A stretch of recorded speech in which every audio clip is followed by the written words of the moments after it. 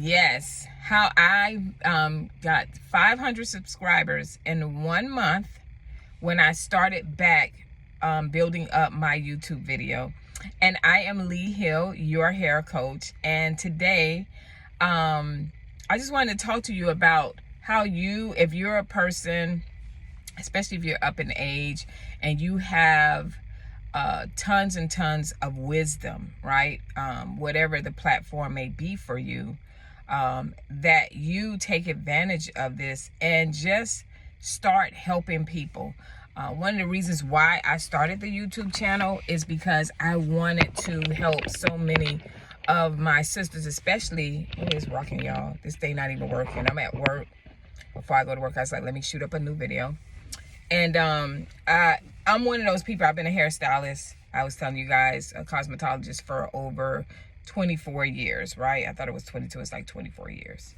And even when I was, doing hair, and even now, I can go out somewhere and I'm like, oh God, she shouldn't have put those highlights in, or that cut is all wrong. Who cut that? They didn't blend it. You know what I mean? Like, I'm always looking. I'm like, oh gosh, she's losing her hair. So I can see these things. He's losing his hair. I can see things like that. And I was like, not only just that, I always have my clients or people who know that I did hair and know the history behind me and my hair, being in the hair industry, that'll reach out to me on a regular basis and are asking me questions about hair. So I basically started this YouTube channel, and I got 500 subscribers when I took it seriously within 1 month. And all I did was talk about hair, okay? I talk about how you lose your hair, how to gain your hair. I talk about different little recipes to grow back your hair. I did everything, and I still do. And a lot of times my videos don't get like, oh my God, it's not viral. Sometimes I think I have a few that are like 3 and 4 views on it, but I just keep going because I know that I'm on to something, and I know that at the end of the day, I'm helping so many women that maybe are afraid to come out and say, hey, I'm dealing with hair loss, and that video right there, girl, you was talking about me. And when I do my videos, I'm being as real as I can because we need to hear this. And let's just be honest. I do the videos because I'm tired of seeing us losing our hair for unnecessary reasons, for a stupid hairstyle. You know what I mean? Or this is the new trending thing. I'm so tired of that I want you to realize that, hey, you can get those things, but it's how you're going about it that's making it for you a losing battle. And so how did I start off? I had already had this channel like years ago, maybe like 5-6 years ago. And I did some videos on 4 different types of hair loss. And I was like, one day I forgot about the channel. And one day I went on there and I was like, oh my God, that thing had like 21,000 views. I didn't understand the whole process of the algorithm, or I didn't understand you needed, 3,000, 4,000 watch time within that year that you started it. I didn't understand how many subscriptions you need. I just literally was out there and trying to help you guys and myself, because, don't think that a lot of times it's like preachers, when they're preaching to you, they're not just preaching to you, they actually are preaching to themselves. And that's like how I can do better, how I can be a better example. How can I show you, because talking about it is one thing, but when people can see, that was something too. But I just was like, listen, I don't have a lot. I got my car, I have my my camera phone, and I'm just gonna do this video. And then I looked, and I had about 300. It was an email that I didn't use. I had like 300 emails of women asking questions. Y'all know when I checked this back. So if I did that 5 years ago, I checked this out. I think I started doing videos here maybe like in April. So all that time, and I'm like, oh my God, this email is like 5 years old. I didn't look, and so I dropped the ball, and I felt horrible because I know that there's a large amount of women, especially our women, that are experiencing hair loss or just having different hair issues, skin conditions, different things like that, pregnancy, lost hair, all those different things. I knew that, but I didn't know how great it was. So now I'm back on the platform, and it's not like everybody like, oh, Lee is back. Hair coach Lee is back. Let's run back. And honey, I want to know everything. And no, it's not like that. So I had to repent and be like, Lord, forgive me. I understand that my call, I always, even in the industry, I felt like my call when I first got into the beauty industry, I felt like it was about me, because I struggled with feeling attractive. I was dark skinned. I had long hair, but then I cut it short. I wasn't like the girl, you know what I mean? I'm pretty decent, but I wasn't like the girl that, the big butt, the big, well, I had the big boobs, but the big butt and stuff like that. I'm not that girl, right? I was a petite girl. I'm still a petite person, right? And so I went in there to prove that I was beautiful, because a lot of us do things because of the insecurities that we have within ourselves. We don't want to talk about it, but it shows. It shows in your hair. It shows in your clothes. It shows in different things. Oh, I wasn't a baddie in school, but I'm a baddie now, so I'm half naked. I'm gonna walk around in my lingerie. I want you to see me. You know what I mean? So I've been there, done that, got the tickets, and so that's the reason why I was in the beauty industry, because growing up, you have your siblings like, oh, black ugly self, so I was like, when you see me, you're gonna see me. And I did that, right? But it was all vanity. It was, those people can't put you in a heaven or a hell. But in my mind, that's what it was about. But as I got older and I started growing in my business, I started out here in South Florida, really Oviedo, Florida. I had a salon called World of Elegance. And then I went to North Carolina at my first marriage. We moved to North Carolina, and there it was when it actually flourished. I was dealing with women with all kinds of, can y'all see me better like that? Yeah, y'all can.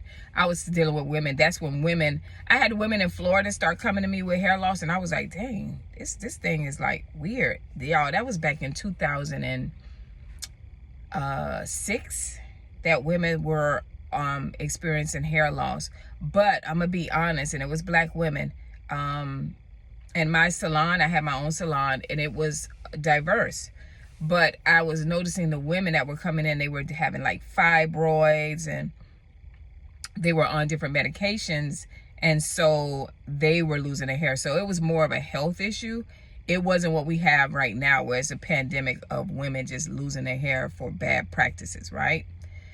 And so when I went to North Carolina, I got the opportunity. I was working in 2 salons. I worked in a salon under my friend's salon, Fallon's salon. I worked there. And then I went to, I also worked at Hair Club for men.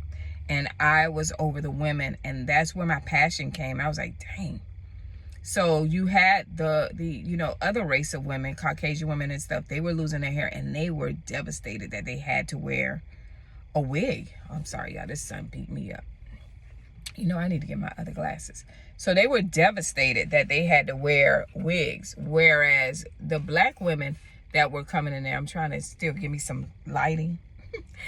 The black women that were coming in there and the Hispanic women that were coming in there, they were devastated as well, because majority of the women that are coming in there, they had long hair. So, and their things was a lot of medical.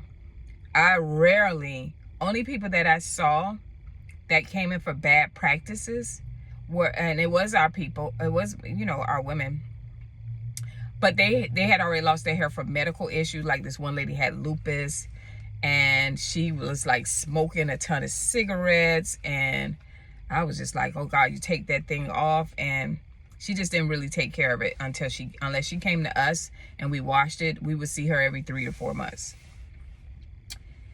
And she had a full system on. So I don't know. So to me, that was definitely bad practice, because you got a, lupus, and then you're smoking, and you're not taking care of the hair that you did have. So, and I don't judge her, because she was young, and she was I couldn't imagine dealing with that, and then dealing with the issue, the illness, and then also dealing with the fact of losing your hair, relationships. And lupus women, they got different levels that they go through. I'm sorry, y'all, I'm getting hot. Lupus women go through different levels of, they can lose their toenails. It's like a lot of stuff that they go through. So I really couldn't even really judge her, to be honest with y'all. But yeah, she was the only one that I saw. But when I I was doing dual. I was working in a salon, and I was working in a hair club and Fallon's hair salon. Oh my gosh, it was like really, really, really bad. I'm sorry, y'all, I can't do it no more. It was really, really bad, of the bad practices, because a lot of women, black women, we do our hair at home. And so I'm saying all of this, just telling you like where things originated from.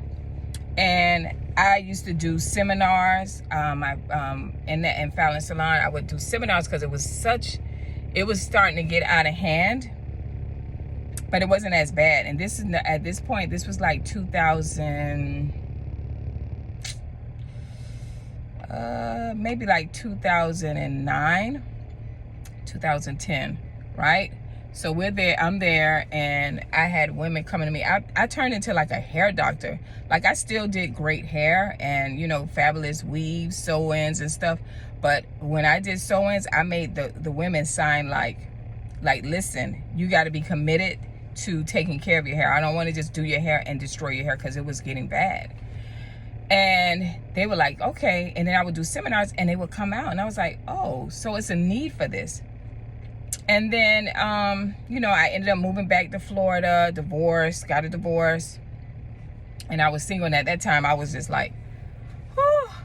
I was married really, really young, 20 years old. So I was really like in that stage where I was just like, I just want to live, Was I doing hair? I still was doing hair down here in South Florida, Miami. I was working in a diverse salon, and then I was working in the hood salon. And so, but that thing, women still were calling, women still were coming in. And I have so many stories to tell you guys about not just hair loss, but just the different journeys and just the different things that we as black women, as Hispanic women, as white women deal with when it comes to our hair, whether it's the emotional side, relationships, so it's so much that this platform has to offer you guys to talk about. And so when I came back, and I was like, oh, I was actually doing videos on TikTok, and I got a lot of views, like in the thousands, but nobody was following me. I'm like, what is this? So I don't know if it was an algorithm or whatever. I don't know if I'm saying it right, y'all. But I would share my videos to YouTube, because I said, oh, I still have that channel. So I connected, and it would share it. And I would get views, but then I started getting women inboxing me and saying, hey, what about this? What about that? And so I said, you know what? And then, of course, TikTok got that thing where they said they're going off the air. So I was like, I don't really want to invest in that. And so we went here. And I focused on here, on YouTube. I was like, I'm going to build a community. And I don't care if I have 1 or 2. It does get discouraging when you got 30 views. It does get discouraging. And then it's kind of like bipolar. You be like, oh yes, they commenting, they inboxing, and then you get that dry season, it's just like, hey, that wasn't hitting on anything. Or maybe later on they'll come and get the video. I'm not gonna take it down. That's my work. So when it does, and I know my channel will eventually get monetized, when it gets to that point, I can go back and look at those days and be like, I did that, like from the bottom up. And so, but what I noticed by June, when I started April, when I start focusing on it, like in May, by the end of May going into June, I had over 500 subscribers. If you look at my channel now, I think I'm at like 1,200 and I don't know, over 1,200 subscribers, right? And I wanted to say, you know, Lee, you did that. I'm proud of myself because I did that part. And that means that there is an audience, and there are people, there are women that are dealing with hair loss or dealing with hair issues. And we talk about everything from celebs. We're going to talk about everything on this channel that want to hear from me. And so if you have a niche or you have a skill set that you've done, we see so many women and so many people in general that are starting channels and they're doing great and making great money. I don't get caught up in that. When I first started it, I was like, let me see where's the hair coaches. I saw maybe like 3 videos saying they were hair coaches, and they only did 3 videos. So how I started was I took out the competition. I have no competition. Even if it's people that are going to start, women that are going to start doing channels and talking about hair, that's fine. I've always been my own person. You know, I can only bring to you what Lee has to give you from my experience. But so what did I do? I stopped looking at everybody else. I became tunnel vision. I started understanding, and I'm understanding now, that I'm going to have, you know, highs and lows, but you keep going. It's practice. Practice makes perfect. So I keep doing my videos. I stay consistent. Sometimes I may fall off because I may have travel or something going on, but I try to stay consistent. I stay consistent. I hate the word try. And then I also try to stay above, not try, but I listen to the audience and listen to what they want to hear, and listen to, you know, some of the comments, and do the inboxes and understand that.